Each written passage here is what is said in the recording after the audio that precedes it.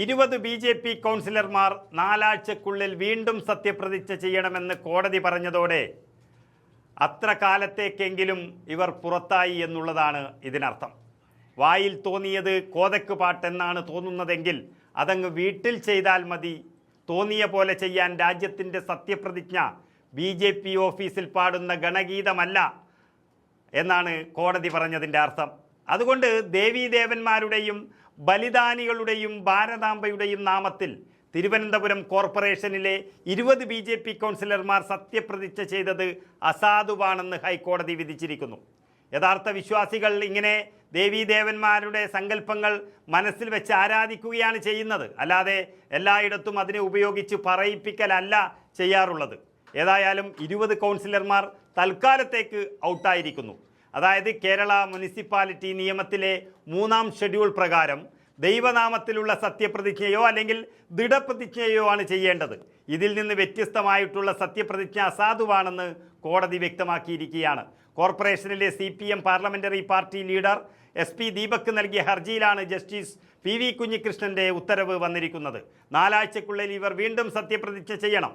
1994 Kerala municipality ആക്ടിലെ section 143 പ്രകാരം municipality കൗൺസിലർമാർ തങ്ങളുടെ ഓഫീസ് ചുമതലകൾ ഏറ്റെടുക്കുന്നതിന് മുൻപായി ചെയ്യുന്ന സത്യപ്രതിജ്ഞ 3-ാം ഷെഡ്യൂൾ പ്രകാരം ദൈവനാമത്തിൽ അല്ലെങ്കിൽ ദൃഢപ്രതിജ്ഞ എന്ന രീതിയിലായിരിക്കണം ചെയ്യേണ്ടത്.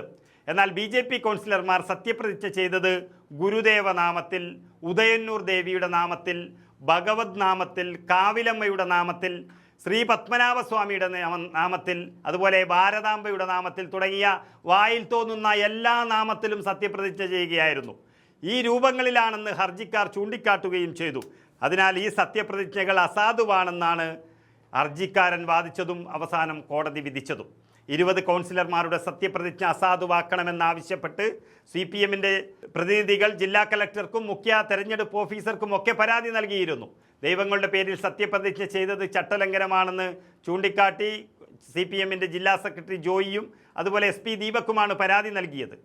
R സുഗതൻ, കരമന അജിത്ത്, RC ബീന, അതുപോലെ P സരിത, ദീപ തുടങ്ങിയ BJP അംഗങ്ങൾ പത്മനാഭസ്വാമിയുടെ നാമത്തിലാണ് പ്രതിജ്ഞ ചെയ്തത്.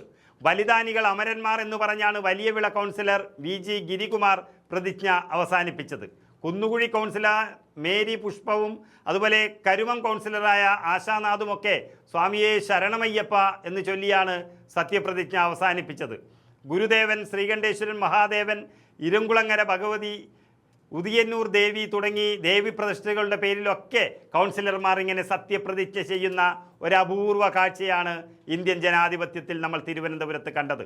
ദൈവനാമത്തിൽ എന്നല്ലാതെ ദൈവങ്ങളുടെ പേര് പറയാൻ ഈ ചട്ടപ്രകാരം കഴിയില്ല എന്നും ആ സാഹചര്യത്തിൽ ഇവരുടെ സത്യപ്രതിജ്ഞ നിയമവിരുദ്ധമാണെന്നാണ് പരാതിയിൽ ഉണ്ടായിരുന്നത്. സത്യവാചകത്തിൽ ഇല്ലാത്ത പേരുകൾ പറഞ്ഞുള്ള സത്യപ്രതിജ്ഞ നിയമപരമായി നിലനിൽക്കുന്നില്ലെന്ന് കോടതി ചൂണ്ടിക്കാട്ടിയതോടെ നിയമത്തെ വെല്ലുവിളിക്കുന്ന BJPയുടെ കാറ്റുപോയി. ജയിപ്പിച്ചു വിട്ട ജനങ്ങളെ അപമാനിച്ചതിന് തുല്യമാണ് ഈ സത്യപ്രതിജ്ഞ. തോന്നിയ ഇടങ്ങളെല്ലാം വിളിച്ച് സത്യപ്രതിജ്ഞ ചെയ്യുന്ന ഈ വിഡ്ഢിത്തം ഇനി ചെയ്യില്ല എന്ന് നമുക്ക് വിശ്വസിക്കാം.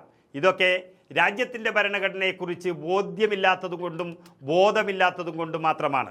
രാജ്യത്തിൻ്റെ നിയമമറിയുന്നവർ ഇവരെ അല്പമെങ്കിലും ഇനി ക്ലാസ് എടുത്ത് കൊടുത്തു വേണം മത്സരിപ്പിക്കാൻ അയക്കാൻ എന്നൊരു സ്ഥിതിയിലായി മാറിയിട്ടുണ്ട്. ഏതായാലും തൽക്കാലത്തേക്കെങ്കിലും, അതായത് ഇനി സത്യപ്രതിജ്ഞ കഴിയുന്നത് വരെയെങ്കിലും ഈ 20 കൗൺസിലർമാർ ഔട്ട് എന്ന് തന്നെ പറയേണ്ടി വരും.